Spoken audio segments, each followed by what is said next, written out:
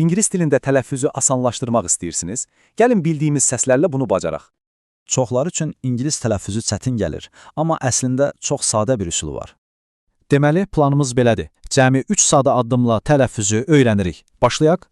İlk addımımız ən sadə sualdır. Bir əşyanın nə olduğunu necə soruşaq? Baxın, tələffüzə diqqət yetirin. Nə qədər asandır. What is it?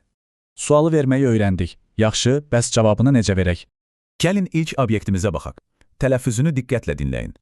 Gördünüz, heç də çətin deyil. Sadəcə deyin, it is a crayon. Yaxşı, gəlin daha bir nümunə ilə məşq edək ki, daha yaxşı yadımızda qalsın. Və salam, burada da eyni sadə məntiqdir. It is a pencil.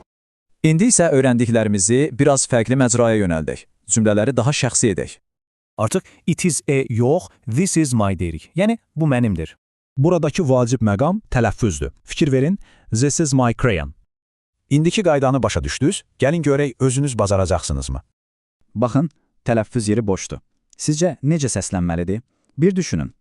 Öyrəndiklərinizə əsasən bu cümləni ucadan deməyə cəhd edin. Gəlin, siz bacararsınız. Super, artıq ingilis tələffüzünün açarını tapdınız. Yeni cümlələri asanlıqla deyəcəksiniz. Əla iş idi. Bəs növbəti izahımızda hansı sözləri və qaydaları öyrənmək istərdiniz?